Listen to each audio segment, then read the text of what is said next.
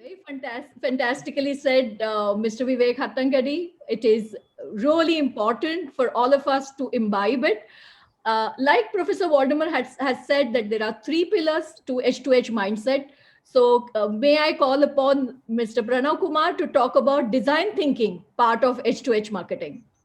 Yeah, once again, everyone knows Mr. Pranav Kumar, and a management consultant with very strong expertise on customer experience, continuing professional education. He has 26 years of corporate experience in pharmaceutical and management consulting industry. His key interest areas are customer experience, design, patient experience, design thinking, marketing strategy, and continuing professional development (CPD) for healthcare and life science professionals. So, Pranav Kumar sir, please let us know what are your thinkings through design thinking window to understand H2H marketing. Thank you very much. I believe for me this is a dream come true. Speaking in before the father of marketing, Philip Kotler, Professor Ove, and Professor Baldemar, it is my privilege. I'm very happy and thanks for this opportunity, madam.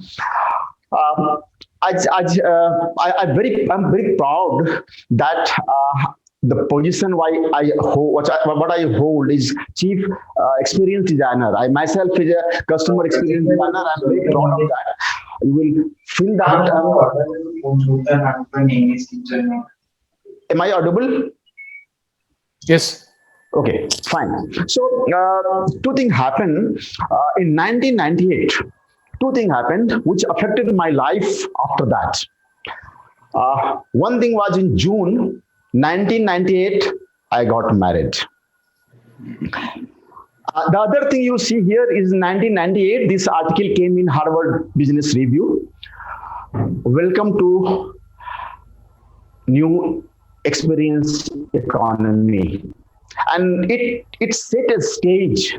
I think this is mentioned in the book of H2H marketing, which Professor Kotler and et al. Has written.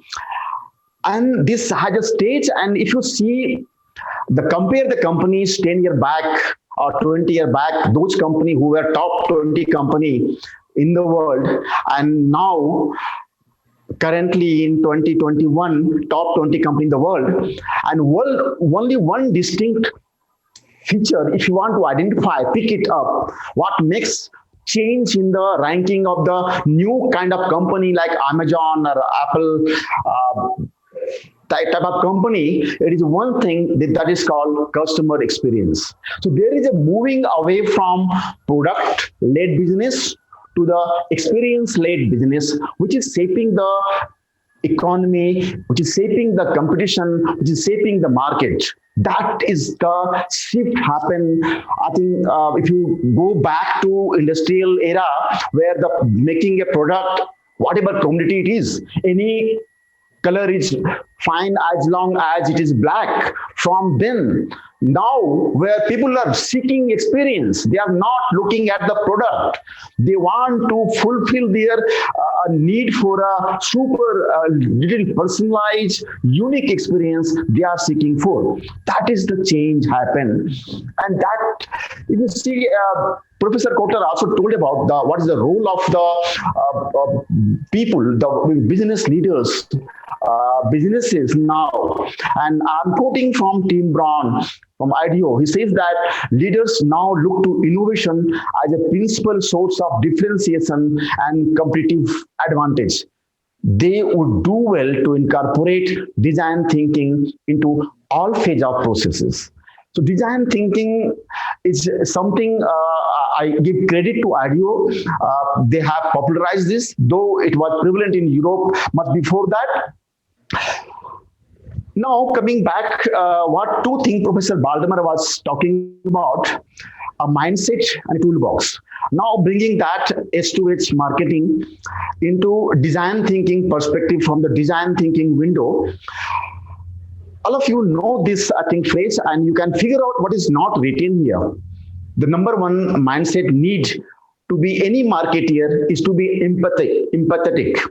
You need to walk a mile in someone else's shoes. Now let me ask you questions. Many of you are from the marketing or sales leader in a pharmaceutical company. Have you ever sat and thought that putting yourself in the patient's place and feeling how it pains or how it is the experience while they consume your medicine or they go to the hospital, they meet the doctor? Have you thought sitting yourself in a physician's place chair and looking at a patient who is crying, complaining throughout the day? At the end of the day, 20 or 50 medical reps waiting and displaying one after one, same monotone, same kind of communication product, monotony for maybe half an hour, 2 hour, or 3 hour continuously, maybe 50 or 100 medical reps. Think that if you are able to put yourself in the shoes of a patient or in the shoes of a doctor, and then make your brand plan, I'm sure you will be able to empathize with them. You are able to create some solution which is much better, which is much more delightful to them. Empathy is the basis for human to human marketing. This is the first essential element. As a mindset, it is not about the marketer. It is mindset about the every employee of the company. It is not about the frontline executive. It is about the back-end worker as well, because they contribute into this. What I propose to pharmaceutical companies to arrange a marriage. I know it can't be love marriage, so make it arranged marriage between chemistry, which is the pharmaceutical product, and anthropology. That's the behavior, the context of the social context of human life, the people, the customer. Customer, I mean here, all people who pay to you or who takes decision for your molecule, your brand. It is doctor or any prescriber, and ultimately patient who pay to you. And this right side you see about, I borrowed from Professor Baltimore this slide from his book. And this talks about three pillars of human to human marketing. I'm going to focus more on design thinking. My other friends will be talking about service dominant logic and digitalization. So let us focus on design thinking, and design thinking is a basis which also help you to be a service dominant logic person, as well as it helps you to digitalization. In this COVID-19 time, what happened? You all have experienced that when lockdown started, our medical reps were not able to meet the doctors. We told the medical reps to send a WhatsApp message to the doctor, and they started sending visual aid pages, calling to doctor, sending, planning to some sort of SMS and Zoom call, and ask the doctor, be empathized with them. They were so much bombarded there, right? It was not human to penalize a doctor with so much of message which is mostly repetitive. So you tell me what a doctor will learn from your visual aid page. If he is not learning anything, why should he spend? Why should he read your visual aid pages? But this happened. Here is the gap. Let us accept this. How we can solve the problem by considering our customer with a human. What is the difference between a customer and a human? Customer is a very passive word. My friend Pete says that he says that there is nothing called customer. There is a customer like Dr. A.K. Burma. He has two kids, one wife. He's a very jolly person. He has spent time. He loves football. Kind of emotion. Customer, human has an emotion. He has some sort of shortcomings as well.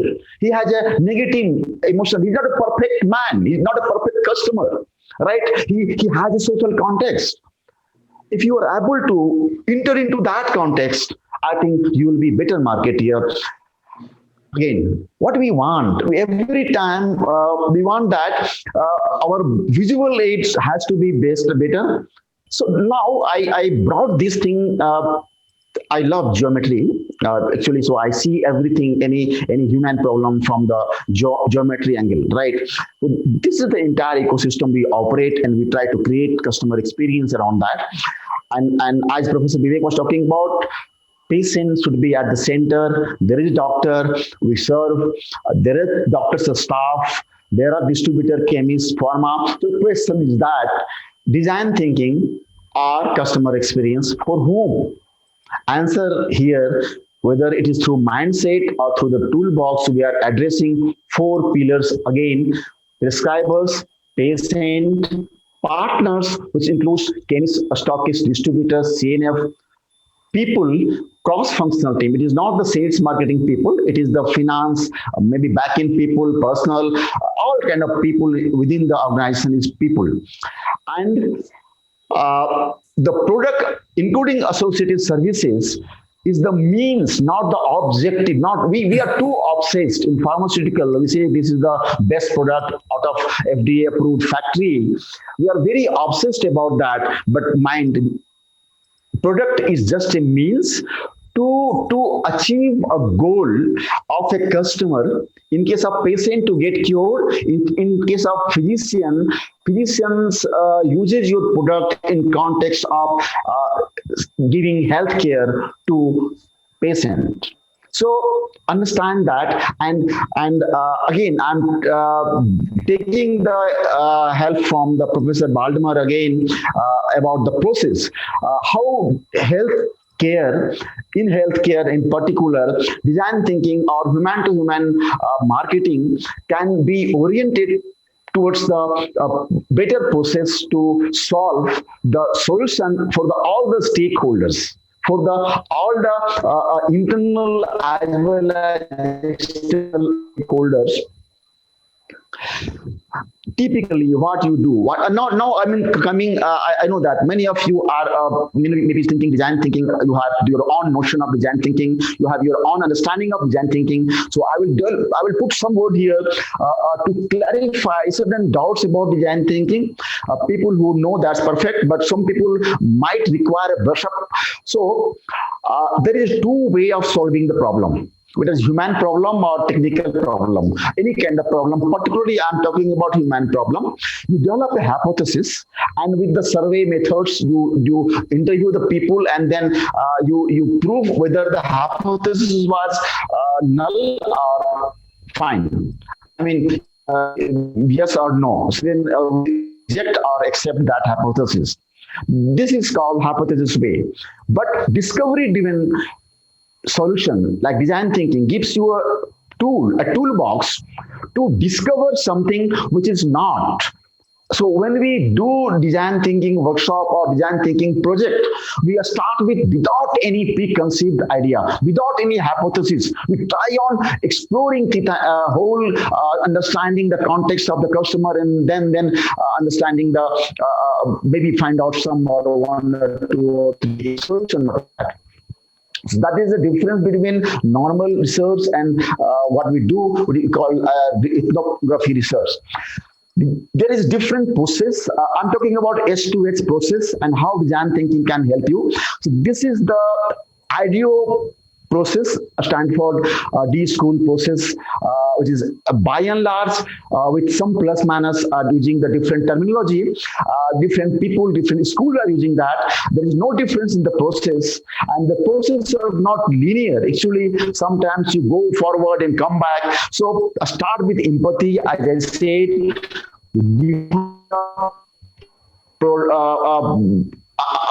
With the customer, define the problem.